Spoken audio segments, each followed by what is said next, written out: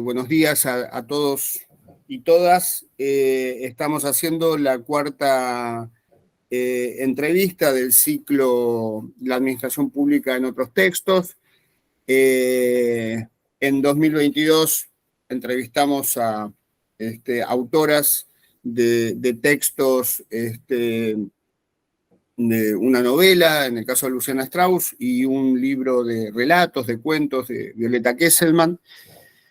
Y en 2023 hemos entrevistado a Oscar Oslak y en ese momento lo presentamos como un giro disciplinar del ciclo. Y hoy vamos a hacer un giro poético en el ciclo, porque hemos invitado a Sergio Raimondi, que es investigador y docente de la Universidad Nacional del Sur, ha sido secretario de Cultura o funciones en la Secretaría de Cultura en el periodo 2011-2014, ¿no? Por ahí. Y es autor de varios textos de poesía, el más reciente, si no me equivoco, Lexicón, Catulito, pero esta entrevista en particular y el interés de hablar con Sergio es alrededor de un texto poético, de una serie de poemas que están reunidos en un libro editado en 2001 que es Poesía Civil.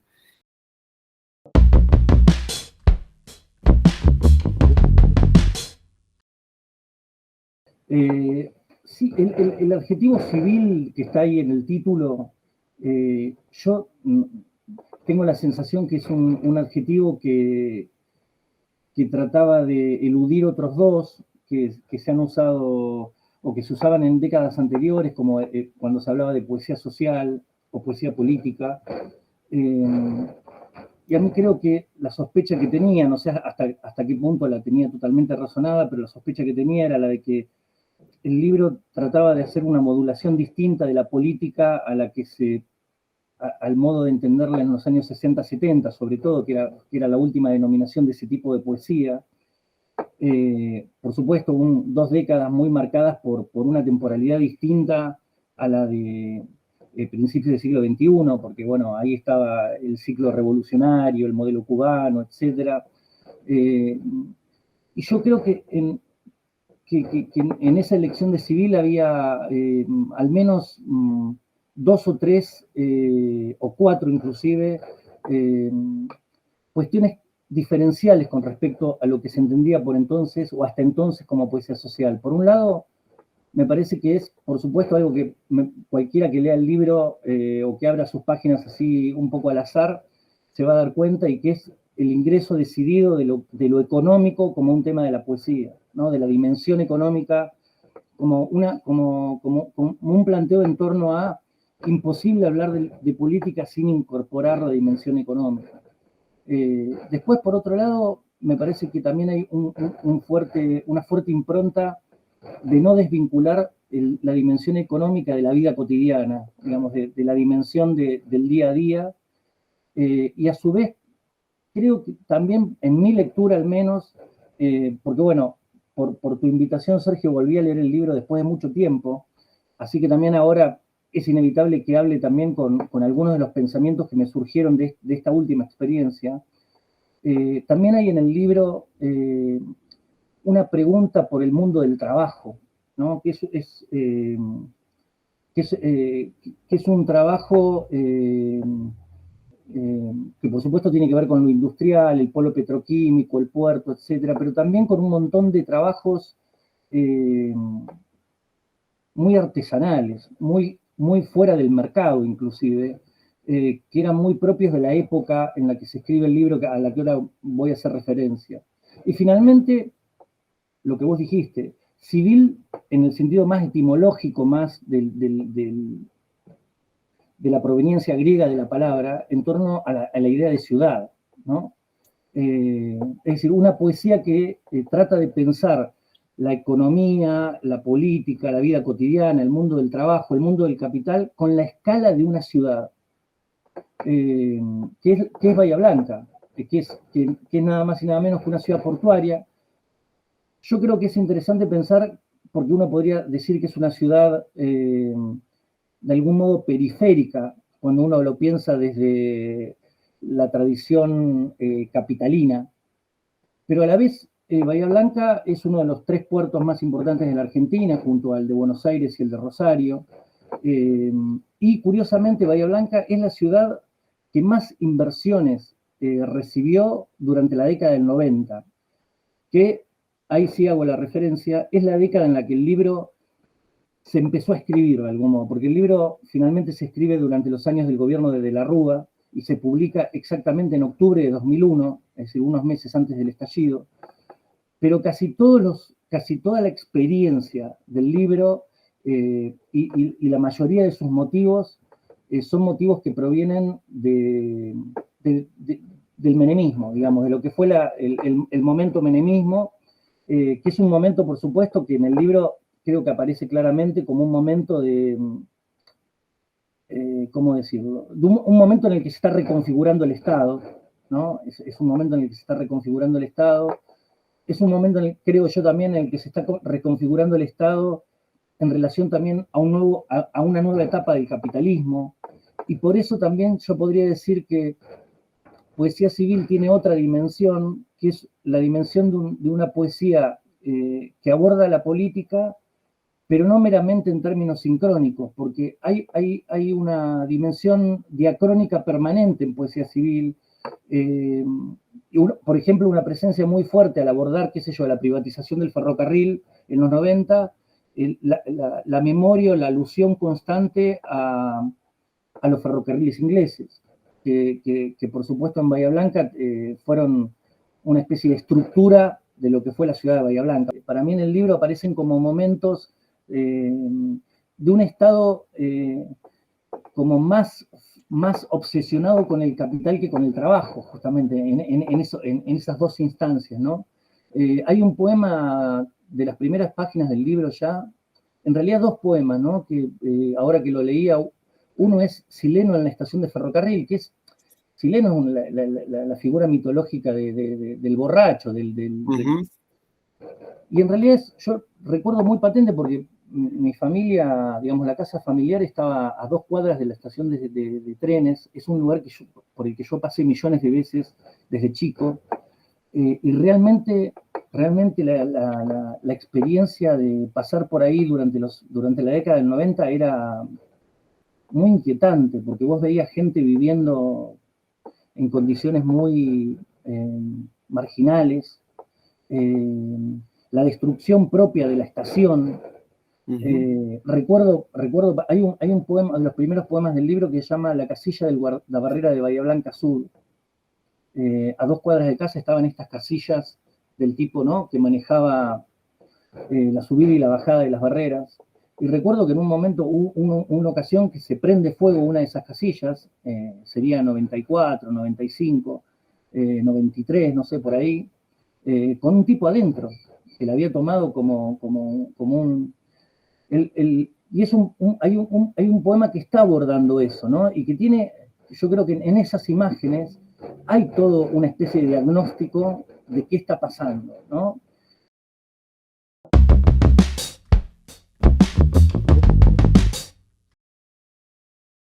Hay un poema, capaz que es un poco críptico para el no bahiense, hay un poema que se llama Urga, que Urga era la denominación más conocida de Urgara, Unión de Recibidores de Granos de la República Argentina, uno de los sindicatos más potentes que hubo en el siglo XX. Bueno, ni hablar en un país que tiene su exportación tan ligada a la circulación del cereal. Pero ese poema, Urga, es un poema que hace referencia a la muerte de un estudiante universitario, David Guatus y Leruelo, en 1975, que lo asesinan en un pasillo de la universidad.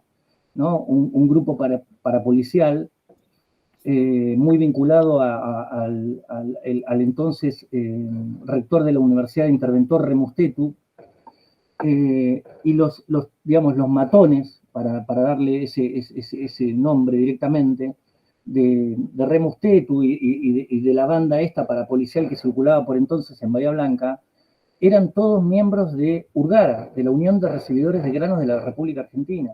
O sea, eran sindicalistas de Urgara.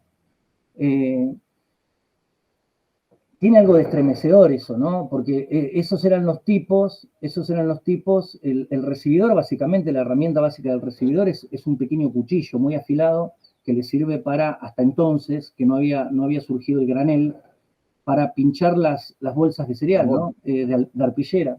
Sí. Pero bueno, esa es una de las dimensiones de la destrucción que también también aparece en el libro, sin contar, digamos, lo que para mí es también como, no sé, es como si yo te dijese, creo que nosotros como sociedad dimos una vuelta importante en lo que significa siempre la elaboración permanente de la memoria, que incluye el análisis, ¿no? Que no solo es afectiva. Dimos una vuelta muy importante como sociedad cuando empezamos a hablar de, por más que a veces me cause gracia estos sintagmas que se terminan hablando, ¿no? Dictadura cívico, económica, pero digo, la dimensión económica de la dictadura, por supuesto que es inevitable tenerla, no perderla de vista, pero yo creo que hay un elemento más que a veces nos olvidamos y que es lo que significó la dictadura en términos epistemológicos. Quiero decir, lo que significó la dictadura para los procesos de formación de conocimiento. Y no me refiero solo a los procesos de formación de conocimiento en términos de capacidades democráticas, capacidades asamblearias, capacidades de articulaciones, sino también lo que significó en términos de aprendizajes laborales. Aprendizajes laborales. Para mí, Martínez de Hoz no solo tiene que ver con la apertura indiscriminada del mercado, sino también con leyes de transferencia de tecnología que ignoraban por completo la formación propia tecnológica. Y de algún modo, yo creo que el desprecio, acá estoy haciendo un salto, pero lo hago a propósito, sabiendo que para mí hay algo también que los procesos de privatización también incluyen un desprecio del conocimiento que los trabajadores fueron haciendo del Estado, ¿no? Hay como cuando se habla de esto, del Estado gigante, del Estado, no me acuerdo de la palabra que utilizaste, pero eso incluye un montón de memorias, un montón de saberes, que fueron de repente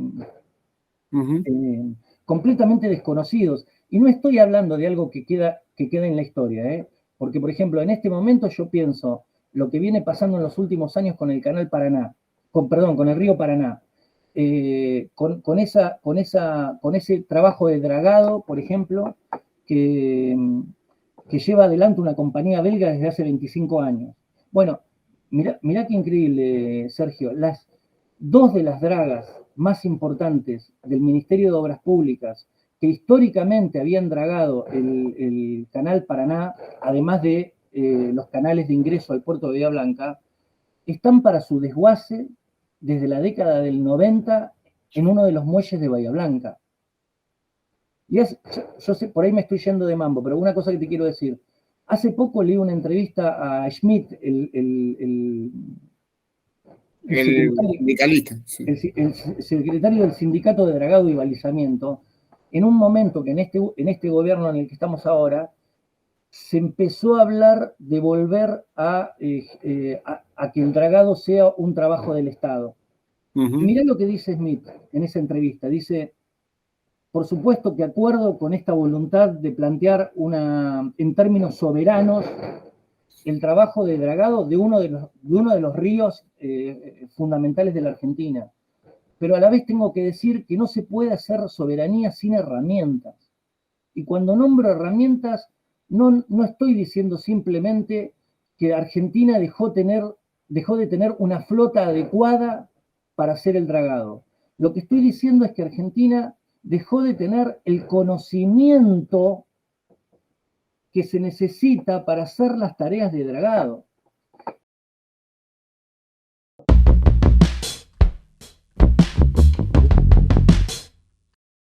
Mira, ahora te escuchaba esas dos referencias, Sergio, y me acuerdo de otro poema que para mí es como uno de los poemas que me quedó más asociado a poesía civil, que se llama ¿Qué es el mar? ¿No? Que es una especie de bueno, como un tomar, como un desafiar esa pregunta esencial del título y volverla absolutamente coyuntural. Pero me acuerdo de ese poema porque, bueno, ahí creo que habla de las estadísticas irreales del INIDEP, ¿no? Que es el Instituto Nacional de Investigación y Desarrollo Portuario, pesquero. Pero ¿por qué me acuerdo de ese poema? Porque, por supuesto, el libro está absolutamente tomado por esos años del menemismo. Y en ese sentido quiero volver a marcar esto de una un nuevo orden mundial y un gobierno que se está acomodando a ese nuevo orden mundial. Y entonces, al menos hoy la pregunta que me hago es si no era posible ver en ese Estado menemista un Estado que no tenía las herramientas adecuadas para un objeto que había cambiado de tamaño, de escala, de articulaciones. Y lo digo por eso se me ocurrió que podía ser interesante ir a este poema de ¿Qué es el mar?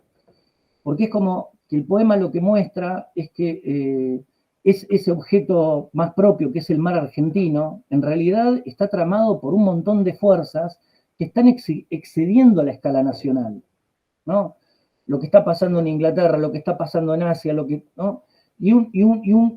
Como un gobierno que todavía no reconfiguró sus herramientas en relación al nuevo objeto. Y vos fíjate que yo no sé si le has estado prestando atención, pero es increíblemente complejo lo que está pasando en el mar argentino en las últimas décadas. Es decir, un mar argentino tramado por embarcaciones chinas, etcétera, digamos, porque la pérdida de la flota nacional, por ejemplo, tiene muchísimas consecuencias, no solo la del dragado, ¿no? Todo lo que es la parte austral argentina, el mar argentino, es como un dominio, como si el Estado, viste, no terminara de incorporar eso. En realidad los vecinos no sabían a quién reclamarle, porque, o sea, se le reclamaba al municipio, a la provincia, a nación, es decir, se advertía en esa experiencia que esos capitales extranjeros tenían una especie de prepotencia y que no había ningún tipo de Estado que pudiera mediar, ¿sí? Entonces, eso yo creo que también estaba jugando en esa especie de descripción que vos lees en el libro o percepción acerca de un Estado inadecuado, ineficaz o como sea.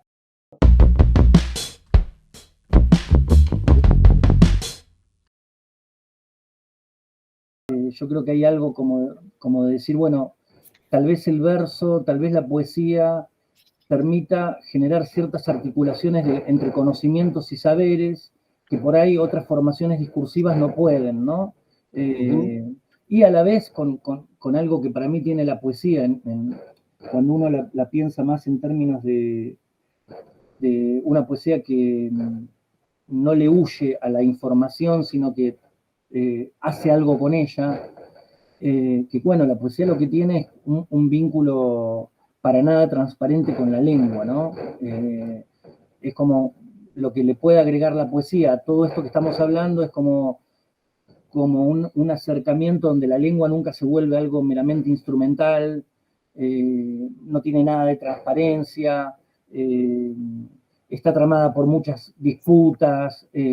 Bueno, la propia lengua es como una materia donde es muy difícil determinar el pasado y el presente porque eso está todo como mezclado. Entonces yo creo que esa es como una dimensión que la poesía le puede otorgar distintiva a otra aproximación discursiva a estos temas, ¿no? en poesía civil tiene un rol muy relevante, ahí tuvo una sección, es para Sarmiento. Son 3, 4, no me acuerdo, 3, 4, 5 poemas a Sarmiento. Y no es cualquier Sarmiento, es el Sarmiento que entiende las cuestiones de ortografía como cuestiones políticas, ¿no? En torno a un pensamiento del pueblo. Y por otro lado es el Sarmiento que era el encargado de la imprenta en la campaña del Ejército Grande en 1852, ¿no? El boletinero. El boletinero, ¿no? Es el Sarmiento boletinero. Que es el Sarmiento del que se burla Alberdi en las cartas quillotanas, que Alberdi diciendo, pero Sarmiento se cree que él tiene derecho a ser presidente porque escribió el Facundo, digamos, y se burla de la pretensión de este tipo de que cree que, digamos, su justificación para ser presidente de la República está dada por su prosa. Y en realidad, y en esto yo creo que acuerdo con Judy Jackson, creo que son, ¿no? Sí. Que en definitiva son tipos que lo que están rescatando justamente es de los efectos que la lengua, como inclusive de los efectos inclusive pragmáticos, que la lengua tiene, ¿no? Digamos que las ficciones, que las metáforas, que las figuras retóricas tienen en relación a nuestra percepción de la realidad. Por eso, en ese sentido, yo me burlaría menos que Alberdi, ¿viste? De esas posibilidades. La primera gramática castellana, que se publica nada más y nada menos que unos meses antes del descubrimiento de América, en 1492. Y en esa gramática castellana Nebrija dice que la lengua fue siempre compañera del imperio, ¿no? O sea, Nebrija de lo que está hablando es que no hay expansión posible de un gobierno, de un proyecto político sin una expansión simultánea de la lengua, ¿no? Que la lengua está ligada a todos esos procesos. Y lo que es increíble, por lo menos de mi experiencia que nombraste cuando me presentaste, que estuve como unos años como secretario de Cultura, yo me acuerdo lo que implicó aprender memorándum, expedientillo, digamos, inclusive ciertos fraseos en los folios, ¿no?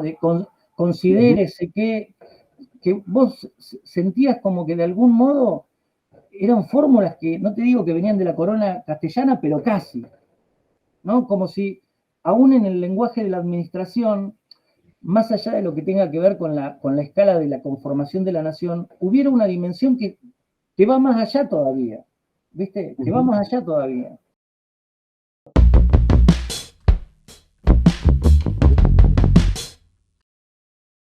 Que este ciclo quiere poner, ¿no? En foco, ¿no? Que para hablar, para pensar, para hablar, para pensar, para trabajar en el Estado, hay que pensar en la lengua, hay que pensar en los textos del Estado y los textos que hablan sobre el Estado. Y yo particularmente quiero invitar, digamos, a quienes escuchen este encuentro a la lectura de poesía civil, porque justamente ahí está toda esa coloración de estos aspectos que hemos hablado, y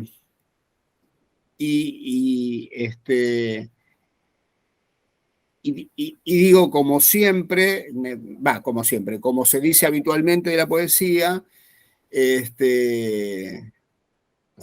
un disparador, digamos, ¿no? Es un punto de partida, ¿no? Te dejo las últimas palabras, si querés, como cierre de este encuentro, y agradeciéndote de nuevo la participación. No, bueno, yo muy agradecido sinceramente porque, bueno, hablamos mucho de articulaciones y la verdad que la posibilidad de leer un libro de poemas desde el pensamiento de la administración pública me parece, de entrada me resultó muy intrigante, además de muy apropiado, tengo que decirlo también. Lo único que me quedé pensando, que posiblemente tenga que ver con pensamientos más del último libro, pero que no son ajenos a poesía civil, porque bueno, si uno piensa en la escala de Bahía Blanca empieza como un fortín de avanzada contra el indígena, ¿no? en una línea de la campaña al sur. No, pensando en esta lengua pública, como dijiste vos, o en otra versión, la lengua del Estado, sí me parece que también cabe la pregunta de si es una lengua, si nuestro Estado es monolingüe, o en todo caso habla más de una lengua, ¿viste? Y esto lo digo con muchos matices, pero me gustaría no perder de vista entre esos matices qué pasa con las lenguas de los pueblos preexistentes a la nación argentina, ¿no? Cada vez se me ha vuelto, porque me da la sensación que es como un tema, por supuesto que nunca se resuelve, pero que por lo cual hay que seguir insistiendo. Hay una pequeña cosa que digo, y es que, bueno, la solución justamente roquista, ¿no? De lo que significó esa llamada campaña al desierto, fíjate que está muy ligada a los últimos años de Mitre. Mitre se dedica a ser un lingüista, y el objeto privilegiado de sus estudios incipientes en la incipiente lingüística eran las lenguas indígenas, el huarpe, etc. Quedaba, por supuesto, por terminadas. Y lo curioso es, me parece que es algo que tenemos que empezar a incorporar cada vez más, es que efectivamente en la Argentina se habla mucha más de una lengua. Se habla el aymara, se habla el mapuche, se habla el huarpe, se habla el guaraní, se habla el quichua santiagueño, las mujeres tejedoras de Santiago del Estero, y que ahí realmente hay algo por seguir pensando, ¿no? Porque, es decir, quiero ser muy cuidadoso y no simplemente estar planteando esto como algo histórico, sino como algo del presente, que está en el conurbano, que está en el cinturón hortícola de La Plata, y que me parece que día a día se hace más necesario como prestarle un poco de atención.